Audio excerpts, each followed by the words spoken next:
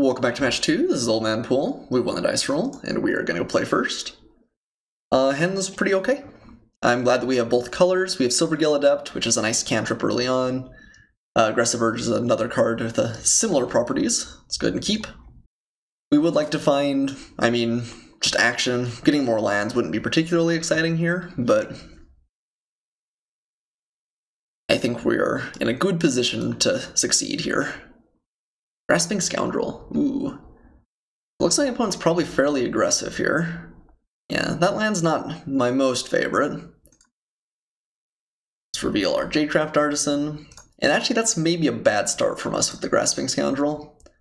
Because we really want to be on the beatdown. We want to be able to utilize cards like Jadecraft Artisan, like Aggressive Urge, successfully.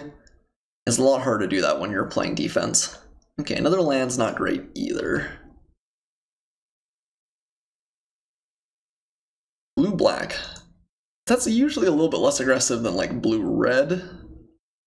Do we block? I don't think so. I think Aggressive Urge makes me a little bit more inclined to wait. I really would like to have a target for this. I guess we could always target whatever he plays on turn 2.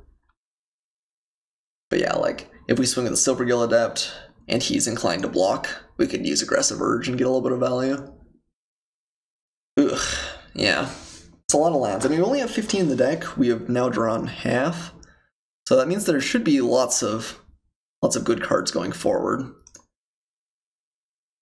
I guess we just swing here. It's not great, but I hate leaving up Aggressive Urge on the defense, because if he's got something like Vanquish the Weak, we just look so bad. It looks like he is falling for it, which is great for us. Really happy to get the little bit of extra value from Aggressive Urge here. Wow, another land.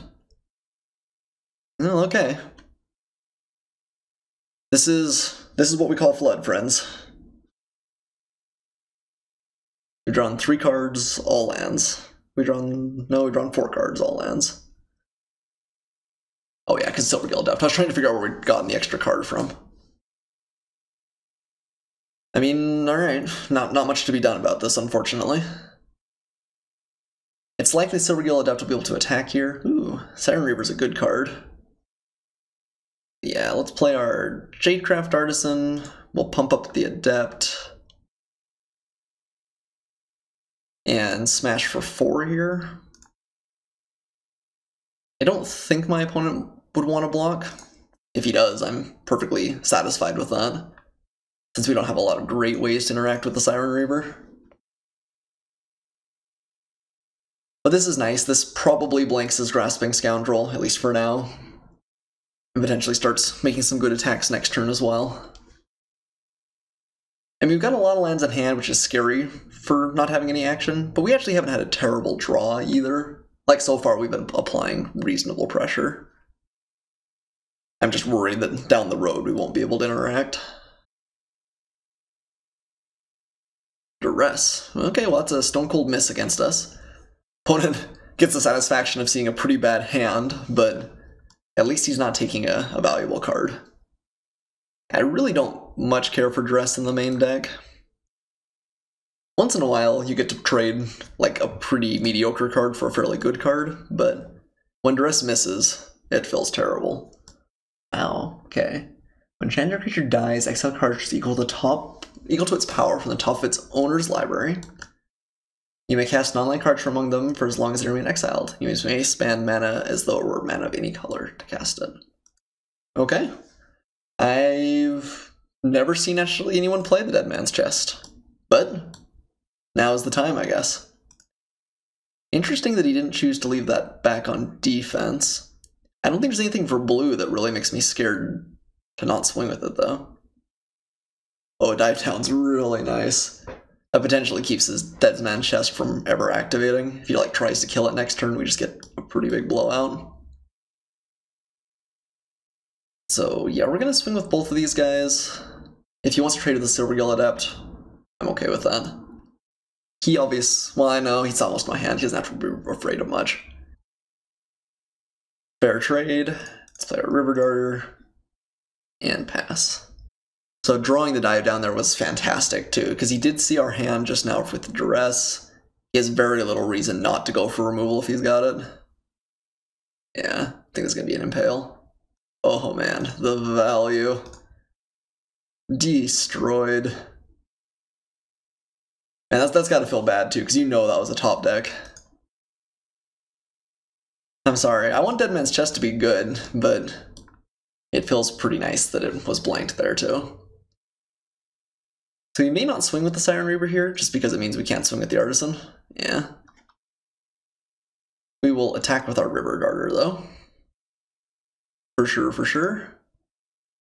My opponent down to 10. He's only has 2 cards left in hand. If he does ever get to activate the Dead Man's Chest, he'll get some pretty good value, but it's very possible he doesn't have another removal spell in hand too.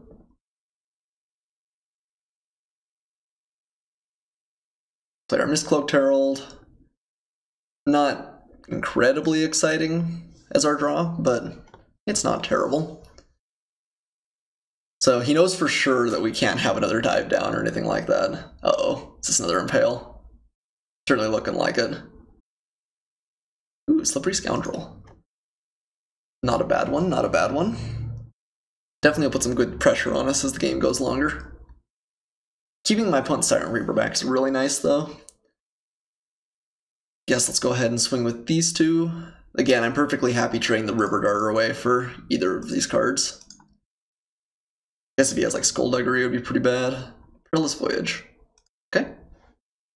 So he gets to scry 2 off of that and he gains 1 life, but we have so many mana and so little things, or so little to do with it, that we at least can just replay the Mistcloaked Herald here.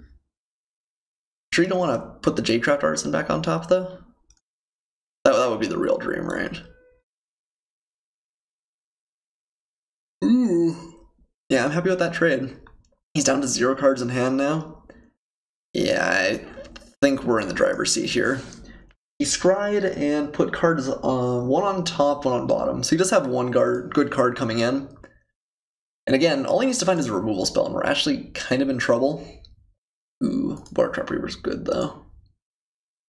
That's going to be as much as 7 damage next turn.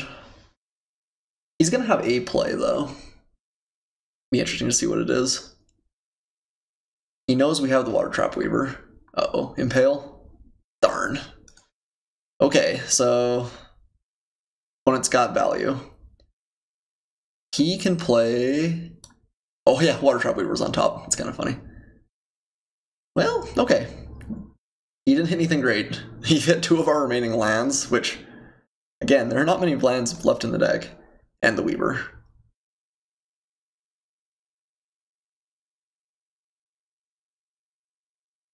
Well, I will swing with both of these. I think it's not unlikely my opponent trades, but getting the Slippery Scoundrel off the board isn't bad for me either. So next turn he's going to be able to play a Water Trap Weaver. He'll tap down our Mistcloaked Herald. And hopefully he doesn't have anything else he can cast this turn. Yep. You got it, man. Well, I saw Dead Man's Chest in play. That's pretty sweet. I have to give my opponents props for playing it. Herald of his own. Okay, my opponent's got a little bit of a faster clock than we do. Tishawn's Wayfinder was a great draw, though, especially if we don't hit a land off the Explorer. The 3/3 here blanks my opponent's Water Trap Weaver pretty effectively. Ooh, man, Forerunner was great. Not only is that a good play next turn, it's going to be a good play the turn after. Opponent's got those Devil Impales and Dead Man's Chest. I think we're going to be bringing the dive down again. The opponent looks like he did draw something. Yeah, we'll just take the damage here.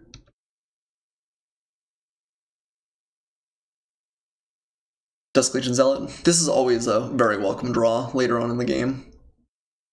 Unless you're like 2 life, I guess. But getting a 1-cost creature that's not a bad tempo play or doesn't hurt you from a tempo perspective is pretty good. Chipwreck Looter. Oh man, Forerunner's just so nice though. So we're going to swing with both of these under the expectation that my opponent kind of has to block the Wayfinder. What's our best thing to get? We could just get Merfolk Mistbinder. That's definitely like an obviously good choice. I think I might actually rather have a Jungleborn Pioneer though, especially because it makes the Forerunner really, really big right off the bat. Could also get a Water Trap Weaver. Yep. My opponent's at 7. We play Forerunner. Next turn we play Water Trap Weaver. We tap down his Water Trap Weaver. Swing for 5. Or we'd rather just have a 2-1 or an extra 1-1 in addition. We could also just get a 3-3 with a Jadecraft Artisan. There's a bunch of kind of close picks here, I think. I think I'm still just happiest with the Jungleborn Pioneer, though. Double pumping this is going to mean that he has to chump block it. I guess not quite, but close. I don't know, Merfolk Mistbinder may have been correct there too. If he finds removal, it means that the Pioneer is a little bit less good, since we're really enjoying the fact that it's going to pump up the Forerunner. I think I still like that play. It's funny, I'm not actually sure if I've said this in one of my previous videos, but when the different Forerunners were first released, I was kind of bummed out. It felt like, well, that just means you're always going to get your best card, right? But a lot of the time, like with Forerunner of the Heralds, or even Forerunner of the Empire, it's kind of like, oh, which card is best in this situation? Do I want to play, like, solid value creature, or is there something like a little bit sneakier I can do?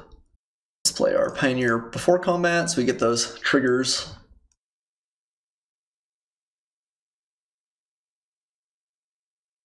And we've got a 5-4 on a mostly empty board. Opponent realistically has to chump block here. He doesn't just kill him, but then you would have to have an answer for the Mistcloaked Herald next turn. But yeah, the Forerunners has been a really cool cycle. I think they've been very fun and like thematic for the different tribes, and also made for some kind of interesting gameplay. It doesn't seem like it's been too degenerate where you just always grab X-Bomb or whatever. Alright, happy to pick up a game 1 here. I do think, especially with Dead Man's Chest, assuming my opponent still got it, we want to dive down. He's playing a couple of Impales at least, so probably we'll have things that will hit. Still don't really like the Firewinders. Could cut one more Sworn Guardian. So far we haven't been burned on 2-drops.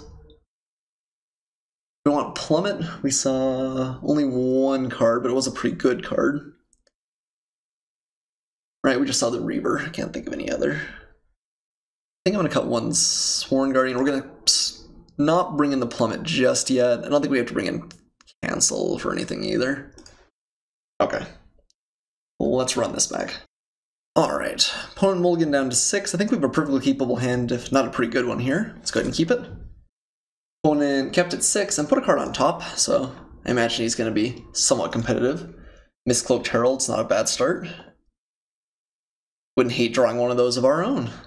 A land's not bad either, though. I think we're going to start off with Silvergill Adept, and probably follow it up with Tishana's Wayfinder, but I could see us playing the Mistbinder, depending on what my opponent follows with. Take 1 point of damage here, and no follow-up. Yeah, so let's play our Silvergill Adept, and we're going to reveal Tishana's Wayfinder.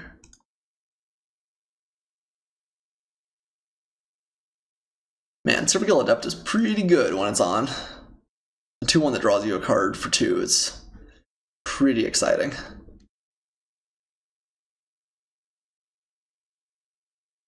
I imagine we're taking 1 damage here. Yep.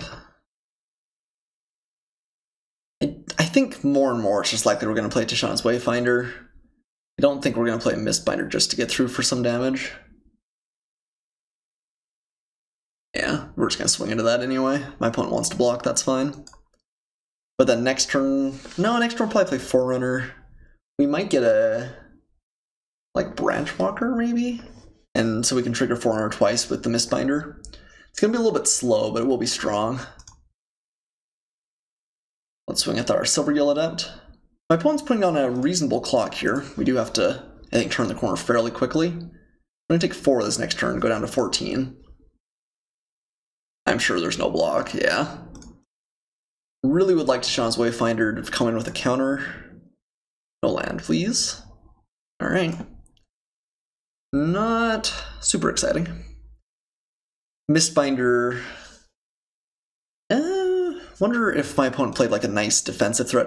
If we have to play Mistbinder next turn to keep up in the race, we might. We get a little bit less value from the Forerunner in the long term, but if we can't swing with these cards, I guess we can't swing with them super well anyway. Alright. So we could play the Mistbinder and do what? We play the Mistbinder, get in for 3 damage. He's got removal, it just dies next turn. I think I like Forerunner best. What do we grab? I guess Branchwalker? Maybe Mistcloaked Herald even. Mistcloaked Herald with the Mistbinder is pretty good. I hate not being able to swing here, but I think that's just going to be what we'll have to deal with. But next turn we could play Rig Hauler potentially too. I think we are going to get the 1 cost, just the Herald. And maybe next turn we'll play Rig Hauler, bounce the Siren Reaver. Yes. Could also get Water Trap Weaver, I guess. That taps down the Siren Weaver. And then lets everything else get pumped a little bit for next turn. Actually, that seems better. Yeah, let's get one of our Water Trap Weavers. And then next turn we actually hit for quite a bit of damage. We're going to take another 4 here minimum. But then we'll play Mistbinder, and then next turn we have a whole slew of medium-sized threats coming in. Okay, he does have an Impale. I think I'm happier with him shooting the Forerunner than I am the Mistbinder, though. Okay, you have another 4.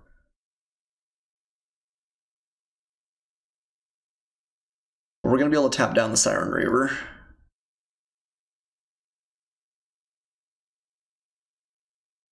And that will buy us some critical time, and then Deadeye Rig Hauler will probably be able to do it again.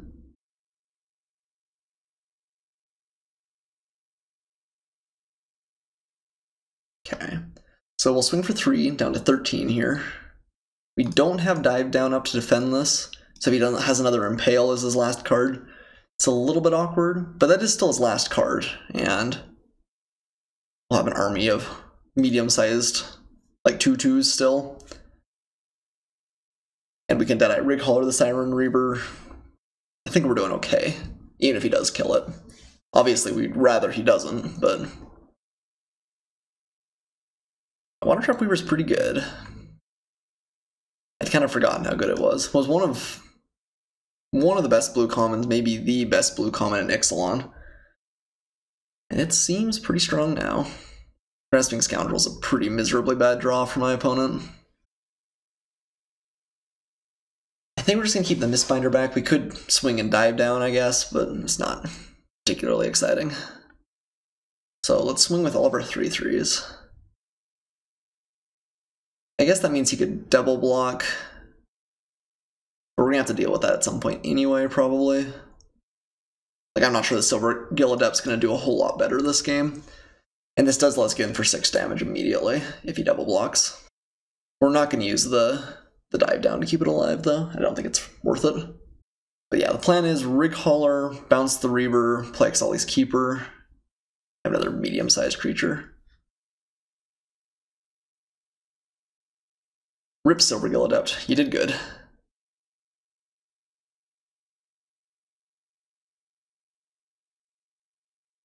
Rig Hauler, bounce the Reaver.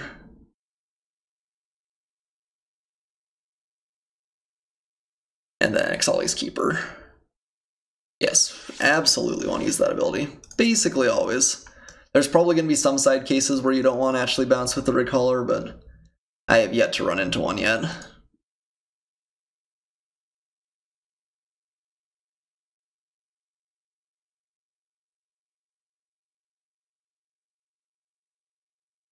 Alright, down to 8. If he just replays a Siren Reaver, we have an okay attack next turn. I think we just swing with everything here. We'll dive down the Mistbinder to get it through if we need to.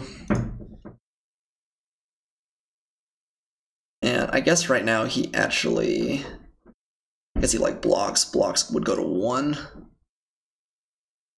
But I think he does have to block with the Siren Reaver, so we'll be able to get that out of the way. We don't have a follow-up post this, so we just have to try and get enough damage through that he can't keep himself alive next turn. But with only 1 card in hand, and probably not a relevant one, I think we're okay. Tempo decks are alive and well, for sure. This is a pretty aggressive one. Yeah, I think you probably do go for the Mistbinder there. I'm going to try and keep it alive. I think that it's pretty relevant, and I don't think it's real likely he has a combat trick. If he does, it's a medium blowout, but if he doesn't, it'll be tough for my opponent to come back, especially given that we have Ixali's Keeper next turn. So, I guess my opponent's at 1 anyway, so all of our threats are lethal. Tempo's alive and well. Merfolk does look pretty good when it comes together. 2-0, cool. I will see you guys for match 3.